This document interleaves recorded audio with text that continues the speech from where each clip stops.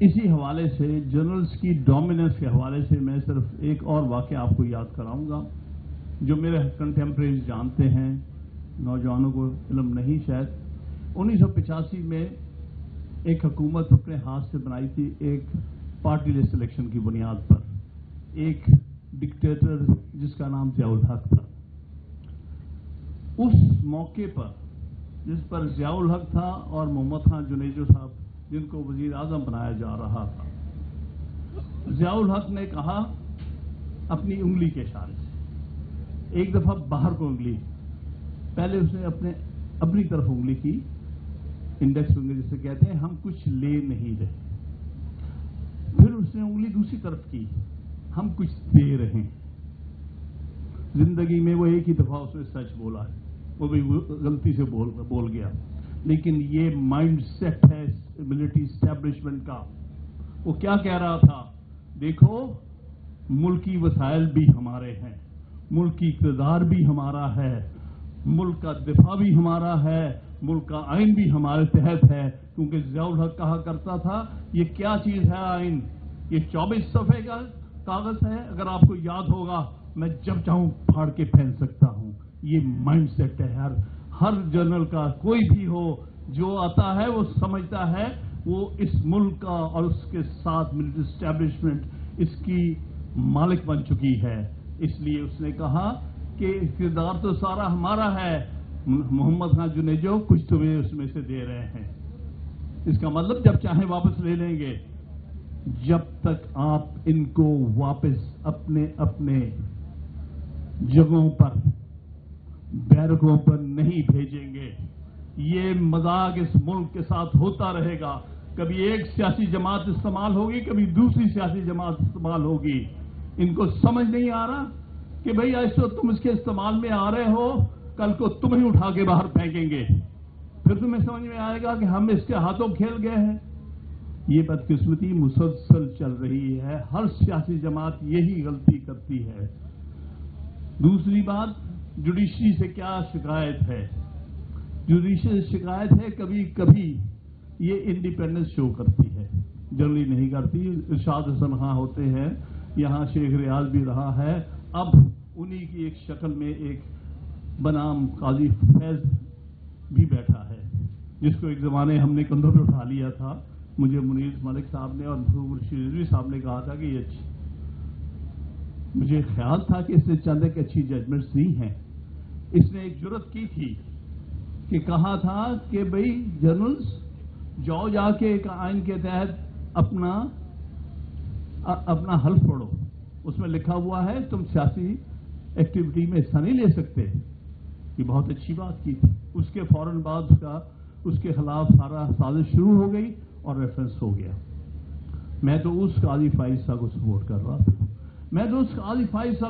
کر رہا تھا، جس نے 2015 میں فل کورٹ میں جب ہم نے چیلنج کی تھی 21ویں ترمیم ملٹری کورٹس کی، میں اس میں لیڈ کاؤنسل تھا، تو اس میں اس نے 6 ججوں میں سے ایک تھا جنہوں نے ڈیسنٹ کیا تھا کہ ہاں آئین کے تحت ملٹری کورٹ سیٹ اپ نہیں ہو سکتی۔ میں تو اس قاضی فائز صاحب کے ساتھ تھا، جس نے ایک ججمنٹ میں کہا ہے کہ جنرلز کو اور ججز کو پلاٹس نہیں ملنے چاہیے۔ اس قسم کی اچھی علامت میں اس قاضی فائز صاحب کے ساتھ ہے۔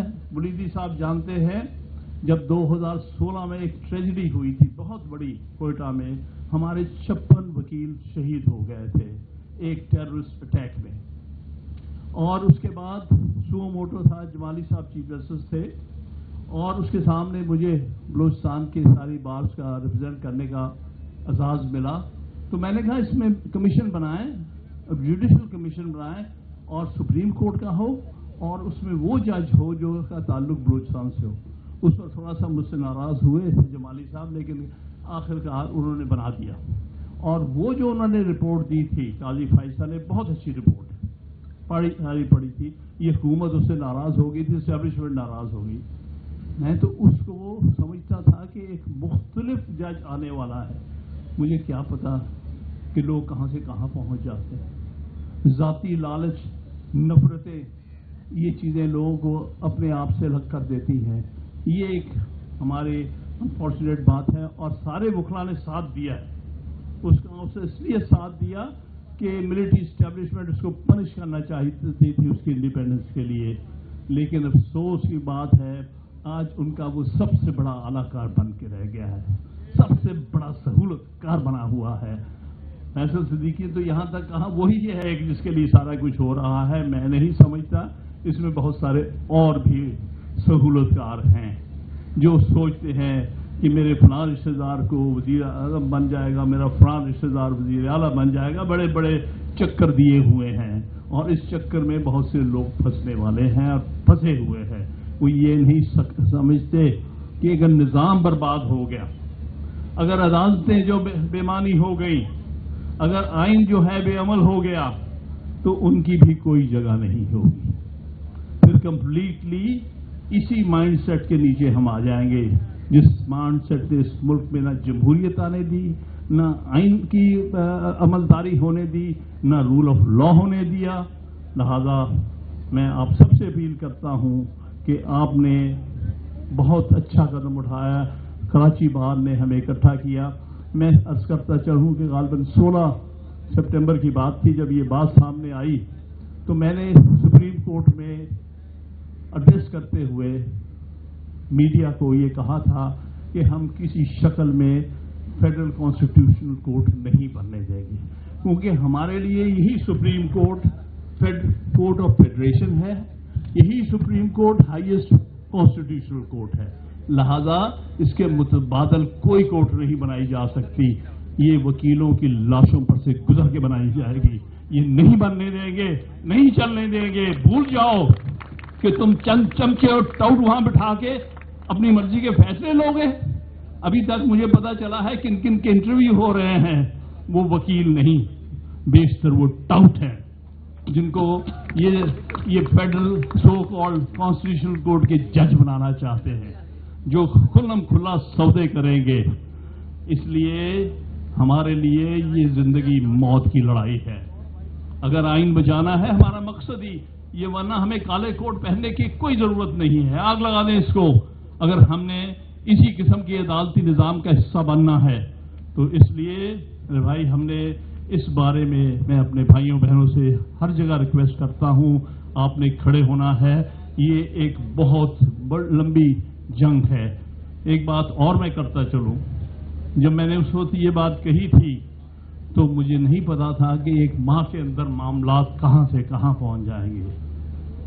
कईयों ने कहा तुम किस मुंह पे कहते हो कि तहरीक चलेगी। मैंने कहा मैं नहीं कहता, मैं वकला को समझता। वो कभी इस किस्म की गलीज आइली तरमीम को एक्सेप्ट नहीं करेंगे, ना चलने देंगे, ना आने देंगे। तो इसलिए मैंने ये कह दिया, और मैं ममनून हूं सबसे पहले Lahore high court bar association का, जिसने 19 सितंबर को पहला मुल्क गिर कन्वेंशन किया।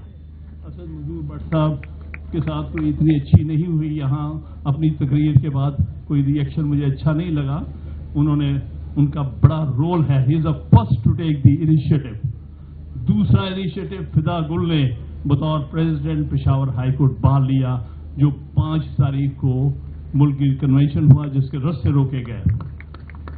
और तीसरा रियासत अली आजाद सदर इस्लामाबाद हाई कोर्ट बार, उसके साथ इस्लामाबाद बार काउंसिल भी शामिल थी और इस्लामाबाद बार एसोसिएशन भी एक मुल्क गिर कन्वेंशन किया है 7 तारीख को।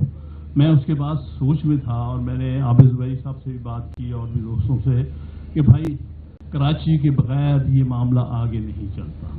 हर दौर में मेरा तो यहाँ 69 से इन तहरीकों से ताल्लुक है। अयूब खां के खिलाफ भी मैं तहरीक वकला के जुलूसों में जाता रहा हूँ, और 80-81 में जब हमारे यहाँ लीडर मीर मलिक और रशीद रिजवी साहब होते थे, उनके साथ भी, और फिर 90s में भी।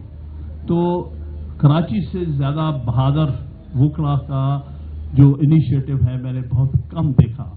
तो कहीं यहाँ भी हो जाए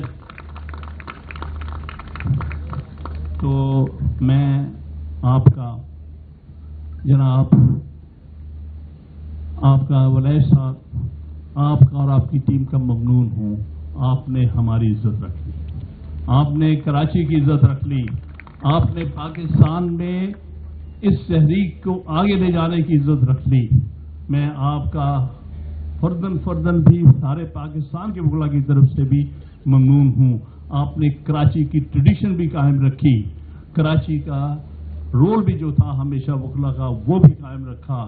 انشاءاللہ تعالی آئندہ آنے والے وقتوں میں آپ نے اس جو جنگ ہے اس میں آگے رہنا ہے. میں ایک suggestion apart in addition to جو سجیشن منیر ملک صاحب نے دی ہے, میں پوری طرح 100% اتفاق کرتے ہوئے میں یہ کہوں گا کہ آپ ایک ایکشن کمیٹی بنائیے گا جو اس تحریک کو آگے لے کے جائے, جیسے ہم نے 2007 میں بنائی تھی.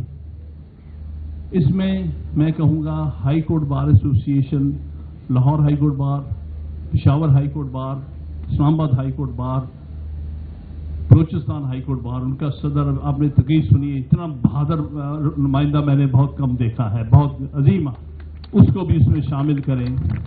اس میں بلوچستان بار کونسل کی طرف سے راہ بلیدی صاحب بھی ہوں, اس میں آپ کے سندھ بار کونسل کے بھی نمائندے ہوں, اس میں اور بھی نمائندگان جو ہیں K P bar council, Punjab bar council, ان کے بھی نمائندگان ہوں جو کمیٹڈ ہوں.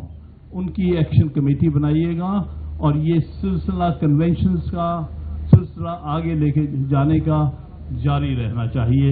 میں آپ سے بہت بہت ممنون ہوں اور یہی ریکویسٹ کرتا ہوں کہ اس معاملے کو یہاں پر نہیں رکنا, ابھی ہم نے بہت فاصلہ طے کرنا ہے کیونکہ وہ منزلیں بہت ساری ہیں جو کہ ہمارے خلاف استعمال ہو